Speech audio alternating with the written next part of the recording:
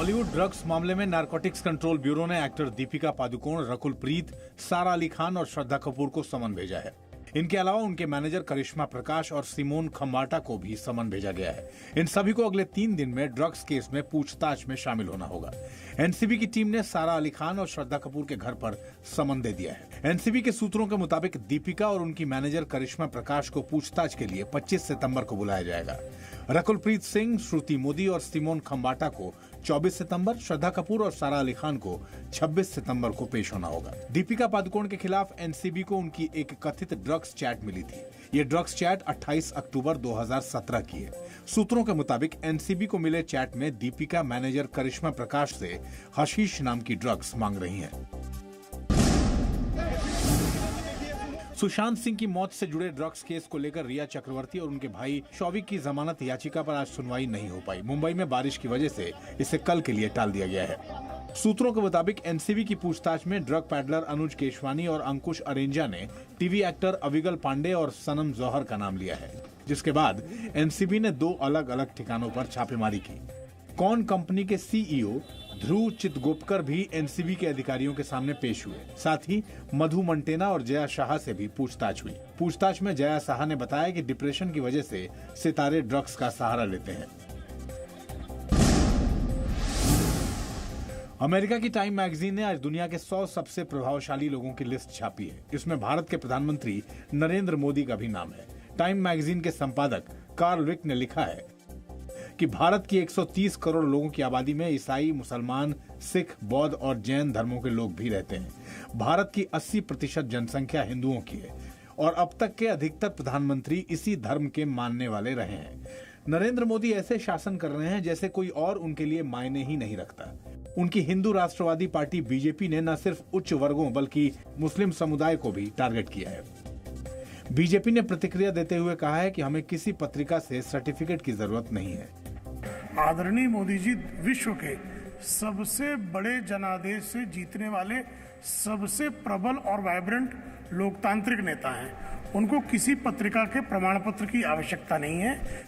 शाहीन बाग विरोध प्रदर्शन का चेहरा रही दादी बिल्किस को भी टाइम मैगजीन में जगह दी गई है। बिल्किस को आइकन कैटेगरी में जगह दी गई है। कृषि बिल के विरोध में आज भी प्रदर्शन हुए। बिल के विरोध में विपक्ष के 16 दलों से जुड़े नेताओं ने संसद परिसर में पैदल मार्च किया। सांसदों ने किसान बचाओ, मजदूर बचाओ और लोकतंत्र बचाओ के नारे लगाए। साथ ही विपक्षी सांसदों ने राष्ट्रपति रामनाथ कोविंद से मुलाकात कर उनसे इन बिलों पर दस्तखत नहीं करने की मांग की। जो कानून बनता है उसमें क्लास बाय क्लास डिस्कशन पे सबकी अनुमति नहीं ली गई थी। इसलिए राष्ट्रपति जी से ये 15, 16, 17 पार्टी रिक्वेस्ट कर रही हैं कि आप इस बिल को स्वीकृति मत दीजिए। लोकसभा में कांग्रेस के नेता अधीर रंजन चौधरी, कांग्रेस सांसद शशि थरूर, डीएमके सांसद कनिमोझी समेत विपक्षी दलों के कई सांसदों ने हाथों में कृषि बिल और किसान अध्यादेश के खिलाफ नारेबाजी की और प्रदर्शन किया। कोरोना संक्रमण के बढ़ते मामलों के चलते लोकसभा और राज्यसभा की कार्रवाई अनिश्चित काल के लिए स्थगित कर दी गई है। पिछले हफ्ते लोकसभा की बिजनेस एडवाइजरी कमेटी की बैठक में सभी पार्टियों ने सत्र छोटा करने पर सहमति जताई थी। देश में कोरोना के बढ़ते मामलों के बीच प्रधानमंत्री नरेंद्र मोदी ने आज मुख्यमंत्रियों के साथ संवाद किया। इस वर्चुअल मीटिंग के जरिए प्रधानमंत्री ने कोरोना के खिलाफ जंग और उठाए गए कदमों की समीक्षा की।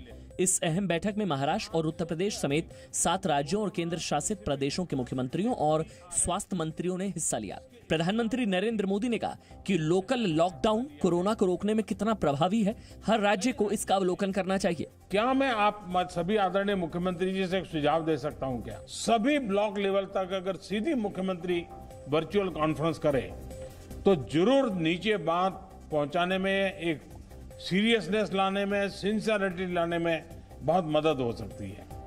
प्रधानमंत्री ने कहा कि कुछ लोग संक्रमण की गंभीरता को कम आंकने की गलती भी कर रहे हैं। इससे हमें बचना चाहिए। भारत ने मुश्किल समय में भी पूरे विश्व में जीवन रक्षक दवाओं की आपूर्ति सुनिश्चित की है। देश में कोरोना संक्रमण के मामले 56 लाख के पार हो गए। राहत की खबर यह है कि ठीक होने वाले कोरोना संक्रमितों की दर 81.25% हो गई है। कोरोना से ठीक होने वालों में सभी देशों में भारत सबसे आगे है। स्वास्थ्य मंत्रालय के मुताबिक पिछले 24 घंटे में संक्रमण के 83,527 नए केसेस आए हैं।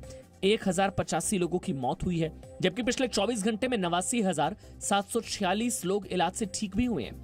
देश में कोरोना वायरस से अब तक 56,46,010 लोग संक्रमित हुए हैं, जिनमें 45,87,613 लोग इलाज से ठीक हो चुके हैं। Presenting B News app available on Google Play and App Store. Download it now.